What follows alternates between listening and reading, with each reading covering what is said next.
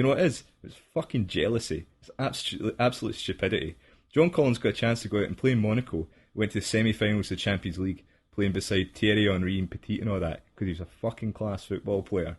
So good on him, and then he went to some relatively okay Premiership teams after that and done well with them. So people are a bit jealous of him going away doing that sort of thing. Secondly, let's face it, the guy's in great shape, and guess what? Women like him. They think he's a good-looking guy. There's fucking petty jealousy on that. There's, he's arrogant because he's confident. Sorry, is Guidetti not arrogant? Was fucking Di Canio not arrogant? Was fucking Larsson not arrogant? Was fucking Sutton not arrogant? Was Martin O'Neill, when he came in and said he was going to win? Of course these guys are arrogant. They've got, it's nothing, there's arrogance and there's confidence in their belief. John Collins is confident in himself because he's done it at a high level as a player.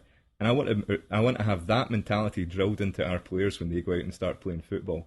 And that character, like, can rub off on people. So just give the guy a break. This is concept of that like level of fitness that he demands out of his players that we've heard about, that when he was at Hibs that people didn't like. So when you say that, let me ask you this: do you think that the way the game ended, with even at 10 men chasing down the ball with down a man, chasing the ball in the last 2.5, 3 minutes of the game, made a difference? Do you think their fitness made a difference in the outcome of that final few minutes of that match? You know why it did?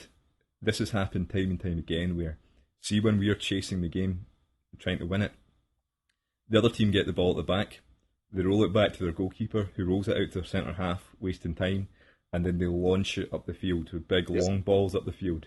Guess what? See, chasing those players down and having the legs to run at them, it stops them doing that, and it won us the ball back, and it won us possession. Yes. I've never seen a Celtic team, because people went on about Strachan's teams being really fit and really healthy, but a lot of the times the guys that are playing up front for us were guys like Scott McDonald and Venegar and Hesselink, who I liked them as players, but they didn't have that fitness level that, say, the likes of the players at the moment have got anyway, you know. So I think Ronnie, I'm loving the guy at the minute. I'm loving the way the team's playing, and I really like the players that are playing for us. So can't really complain. And also fucking hate Aberdeen. So there you go. Well, a quick intermittent jog on Yaldi. Okay. Chris Sutton's article about how stupid it was for Ronnie to celebrate, because is that how far Celtic have fallen that they celebrate a win at Pittodrie? Two things there. Chris Sutton is probably my favourite Celtic player growing up as a kid, apart from Larsson, which is obviously a stupid saying because he's a fucking god. Chris Sutton can fuck right off if he comes out with stuff like that. He's just an absolute fucking nugget. As far as I hear, Chris Sutton bankrupted himself and really needs money by writing pish in newspapers. And I don't know, man. Like, one parallel I was going to run where I was going to talk about this a bit later on, but I'll talk about it now, where people go on about 6-2 being O'Neill's defining moment of him taking over Celtic and then really starting to challenge Rangers and becoming the treble winning team. But one of the games that stands out for me wasn't the 6-2 game, or nor was it beating Aberdeen 5-0 and all these hammerings of the smaller clubs. It was a win versus Motherwell. I think it was 2-1 or was it 1-0, where we beat Motherwell, where Chris Sutton got sent off in his home debut. Chris Sutton's the only player I've ever cheered when he left the pitch. I applauded him as he walked off, because it was just, he shouldn't have been sent off, and he was just giving it his all. And we won and we ground it out, and it was a 1-0 or 2-1 win against Motherwell at home, and the fans went fucking nuts for it, and it was brilliant. A win at home versus Motherwell, who were pish at the time. So if we all cheered that, and that was one of O'Neill's moments where we realised that we had a really good team in our hands and we were winning games that we wouldn't have normally won before, going up to Aberdeen and playing in Pittodrie and beating them in the last minute, we should be able to celebrate that. So Chris Sutton's a fucking idiot if he comes with a fish like that. I agree. So that's just sour fucking grapes that he's not in the manager's seat. Exactly. You know what I mean? To be honest with you, I love Chris Sutton as a player. After reading his autobiography, I would have him absolutely nowhere near young players as a coach, because he just seems like an absolute twat. He seems like self-centred and moody, to be quite honest with you. But that's that, and I always love Sutton as a player, so I'm not saying. All right, so that first 3 points went well. We made about 7. All right, so next one, 3 points. Yesterday's game, Celtic Dundee. Celtic 2-1 win. Yeah. Well, all right, so can I give you the first point? On you go. I'll give you the first point, and this irritates the shit out of me. For all the people that bitch and complain, Dundee at home Saturday, 3 p.m. kickoff, empty fucking seats. Yep. Stop bitching. If you're not going to go, then shut up if they change the times. Yeah. And this game hasn't been changed. No one moved it. We'll talk about other stuff in a little bit about all those other things. But you know what though? Please stop bitching about game times. If you're going to bitch about game times, you better flippin' be there 3 o'clock on a Saturday if there's a Saturday 3 p.m. game. I don't know, man. It's one of those things. It's hard for us because like we're obviously choking on a game. We really want to go. We understand that life gets in the way for a lot of people and etc. etc. But I just don't empty seats. The bottom bowl. Just don't understand why people aren't going. Empty seats, Paul. I mean, come on. But for all the fake rage, and I hate people who give this bullshit about fake rage. It burns my ass. I hate fake rage. And that's fake rage when you start bitching about, oh, it's going to be a Wednesday or it's going to be a Friday and I can't get to a game. Well, you know what? Stop bitching. Then go to the games. If that's the biggest thing you can do, then go to the games. I have no sympathy for anyone bitching anymore after a Saturday 3 p.m. game. And listen, which leads us to I guess to point number 2. Dundee played well. Yeah. Dundee parked the bus. This is my well, they didn't park the bus. That's the thing. Can I make a big kind of extended point on this, and it breaks into like people not going to games as well, right? That I felt Dundee were every bit as good as a Europa League team, if not better. The way they passed the ball in that game, some of the passing, like if you just shut your eyes and got told they were like fucking some good European team who were playing, you'd believe them. They're playing really good football. Paul Hartley, absolute fair play to the guy. He's got them playing great football. You mean if you thought they were Astra? No, they're better than that. I mean, I think the way they passed the ball was better than the passing of the ball of any other team that I've seen the Celtic play this year. You know, but the point is that see a few years ago, I think a good few years ago, Scottish football hit rock bottom, and there's been improvements. And improvements boil down to 2 points. One, talented young football managers coming in like Jackie McNamara and Paul Hartley, replacing guys like Jim Jeffries and Bobby Williamson. All these absolute dinosaurs that just absolute terrible football. Young progressive young managers getting players to play football. So that's a start. The second one is the Nay Huns. These teams are allowed to breathe. Where, if you think about it, for Dundee, they've got 4 extra games a season where they don't play either Celtic or Rangers, when Rangers were, relatively good team. So it gives them 4 extra games to actually be able to play football against another team. And it starts to develop, So that's been another thing. If you look at it, like, our wage and transfer bills went down.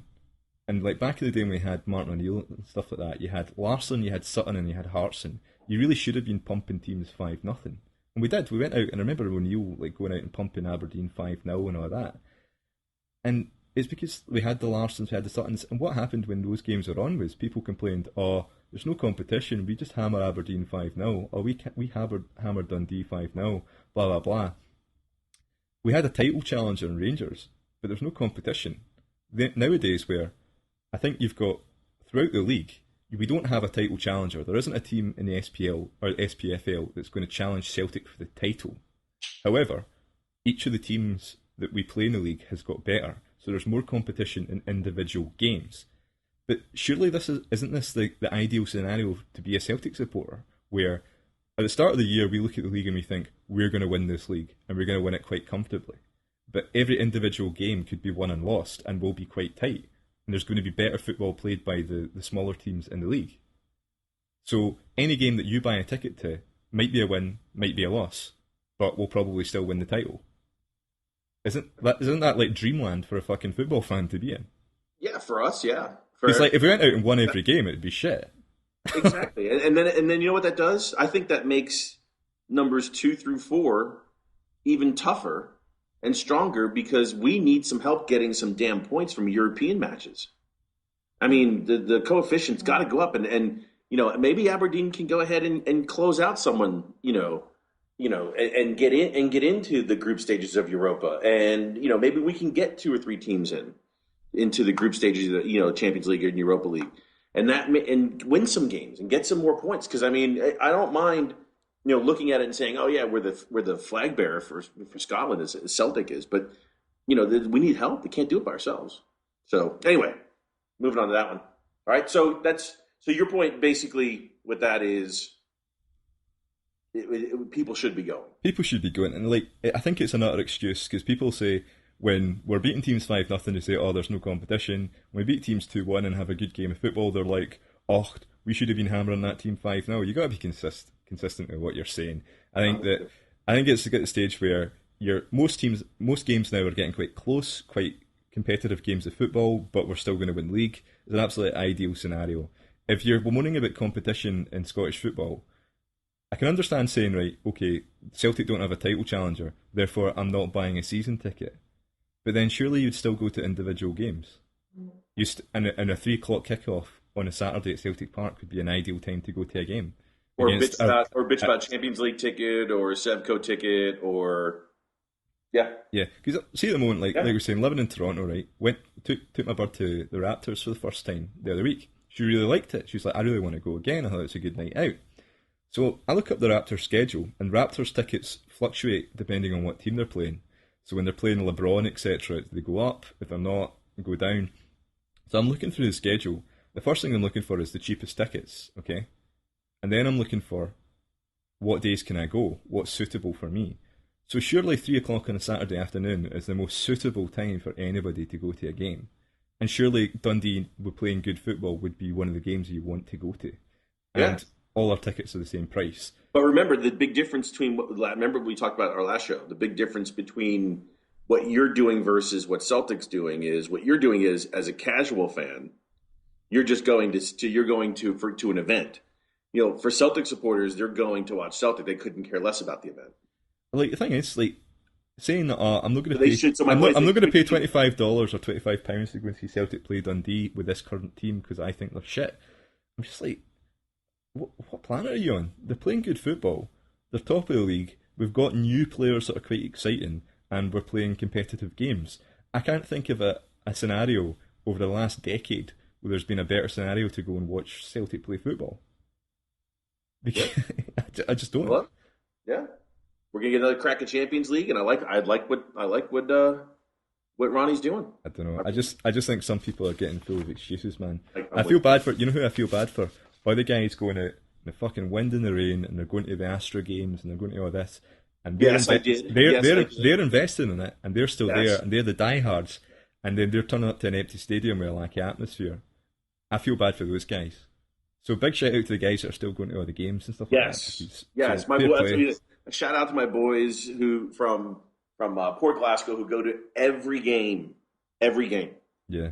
Every home game and most away games they can get to, and they are there every week. And that's win, lose or draw, they're there. They suck. They do great. They're there, and that's I guess maybe that's the reason why even for me, I don't consider myself a casual baseball fan if the Yankees are playing. I might watch a World Series game. I didn't watch that many this year. If the Yankees are in, I'm not watching it. But you know what though? Through all this, I've basically given up watching baseball. I don't even watch it anymore. Mm-hmm. It's either this is basically this whole process of being transformed into a Celtic-minded person is basically taken over my sports viewing. This is all I do. I don't even watch. Well, I mean, regular American football. College football, I still watch. There's a little bit of a personal connection. I have friends who go to school there. I know people who go to school at the University of South Carolina. But after that, it's this all the way through. It's the connection with friends and people, and that keep you grounded. And if it were me, I'd be there every week. I would be. If I lived in that town, I'd be there every week, when there's a draw. But anyway, so give me point number 2. What about Dundee themselves? You want to make a point about Dundee? I just thought they played really good football. Who was their winger? Is it the left midfielder or left winger? He was pretty fucking good. Causing us problems all day. Yes. And the way they played the ball was just pretty good. And who did you watch the Celtic TV feed, or what were you watching? Aye. You saw the TV feed. Yeah. Who's that player that just Tom Boyd and the other commentator just gave pelters to? Paul Cuddihy.